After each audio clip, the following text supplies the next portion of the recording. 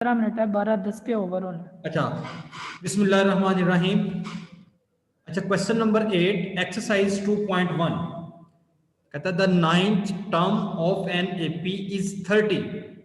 According to the question वो हमें कह रहा है कि एपी की 9वीं टर्म 30 है एंड द 17th टर्म और 17वीं रकम क्या है, 50 है। Find the first 3 term. Basically हमने फाइंड क्या क्या करना है, हमने फाइंड करना है a1, small a1, small a2 और स्मॉल a3। ये चीजें हमने फाइंड करनी है। उसने खुद क्वेश्चन में कहा है कि आपके पास है a9, ये उसने खुद गिवन दिया हुआ। 9वीं टर्म क्या है, 30 है और हमें कहता है कि 17वीं टर्म 50 है। हमने फाइंड क्या करना है, a1, a2 एंड a3। ये चीजें हमने फाइंड करनी है। अब हमारे पास a9 क्या है, a9 की वैल्यू हमारे पास में पॉइंट, ये देखें a9 इक्वल आ गया हमारे पास 30 के। हमें पता है फार्मूले के मुताबिक a9 इक्वल होता है a1 प्लस 8d। ना तो हमारे पास a1 की कीमत है और ना हमारे पास d की कीमत है। अब दूसरी साइड पे देखते हैं, a17 किसके बराबर है, 50 के। अब हमारे फार्मूले के मुताबिक हमें पता है कि a17 इक्वल होता है a1 plus 16d। a1 plus 16d किसके बराबर है, 50 के। अब ना कि हमारे पास a1 की कीमत है और ना ही d की कीमत है, लेकिन हमारे पास दो इक्वेशन बन गई हैं जिसमें ये दोनों वेरिएबल आ रहे हैं। दो वेरिएबल हैं a1 और d और दो ही इक्वेशन है ये जिसको मैंने हाईलाइट किया है। इन दो इक्वेशंस को की मदद से हम इन दोनों की वैल्यू फाइंड कर सकते हैं, a1 भी फाइंड कर सकते हैं और d भी फाइंड कर सकते हैं। हमने क्या किया है, इक्वेशन सब्ट्रैक्ट किया है इक्वेशन नंबर 2 में से इक्वेशन नंबर 1 को। ये a1 लिख सकते हैं इस जगह पे, उसने सिंपल a लिख दिया है, a plus 8d is equal to 30। a इसको सब्ट्रैक्ट किया है तो साइन चेंज हो जाएंगे, minus a minus 16d is equal to minus 50। हमारे पास a से a कैंसिल हो जाएगा, ये प्लस का ये माइनस का आपस में कट जाएंगे।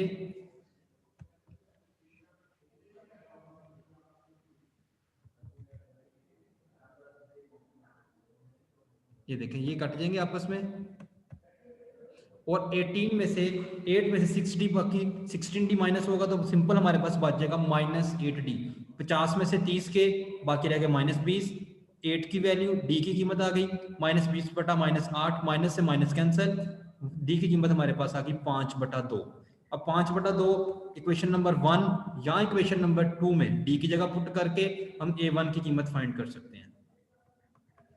डी की क्वेश्चन हमने पुट की इक्वेशन नंबर 1 में, हमारे पास आ गया a1 is equal to 8 into 5/2 is equal to 30।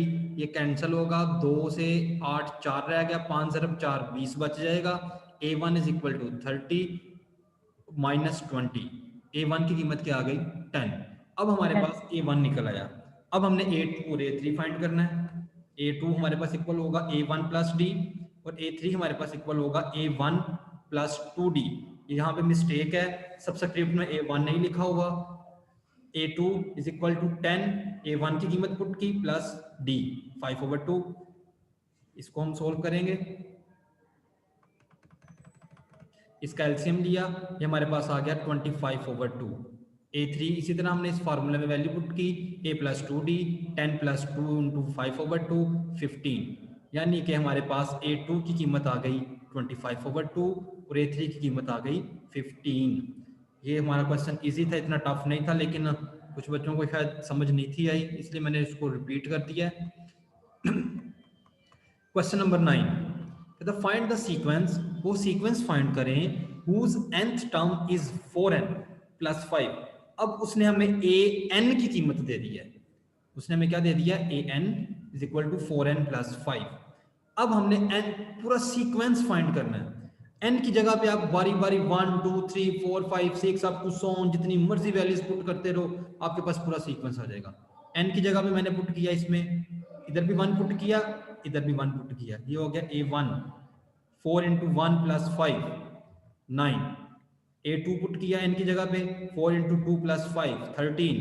a3 put किया 4 इंटू 3 प्लस 5 17। ये हमारे पास सीक्वेंस बन गया 9 13 17। अब इससे नेक्स्ट टर्म फाइंड करना चाहो तो A4 पुट करोगे, 4 ज़रब 4 16 ज़रब 5, 16 जमा 5 21 बनेगा। अगली टर्म इससे 21 आ जाएगी। इसी तरह ये सीक्वेंस बनता जाएगा। इंपॉर्टेंट क्वेश्चन है, शॉर्ट क्वेश्चन में भी आ सकता है ये। Is required sequence and since common difference between consecutive term is same so the sequence is an AP. जब कॉमन डिफरेंस सेम होता है, ये चीज आपने पॉइंट याद रखना है, कॉमन डिफरेंस जिस सीक्वेंस के अंदर सेम होगा उसको हम अरिथमेटिक प्रोग्रेशन कहेंगे। हाँ जी, 10वां क्वेश्चन भी देख लेते हैं। हाँ जी, if 1/a 1/b 1/c are in AP, कहता है ये एपी में, show that b is equal to 2ac/a plus b। बहुत आसान क्वेश्चन है, जैसे हमने क्वेश्चन नंबर इसका 9 किया है, 8 किया है, सेम उसी तरह है कि डी की कीमतें फाइंड करेंगे। सेकंड टर्म में से फर्स्ट को माइनस करोगे, थर्ड में से सेकंड को माइनस करोगे, तो हमारे पास डी की कीमतें निकल आएंगी। डी की कीमत को आपस में इक्वल रखेंगे हम, ये हमने इक्वल रखा हुआ है। जब इक्वल रखा है तो हमारे पास ये वाली टर्म बन जाएगी कि हमने बी की कीमत फाइंड करनी है। सिंपल सा क्वेश्चन था, ये बी की कीमत हमने फाइंड कर ली है डी की कीमतों को आपस में इक्वल रख के।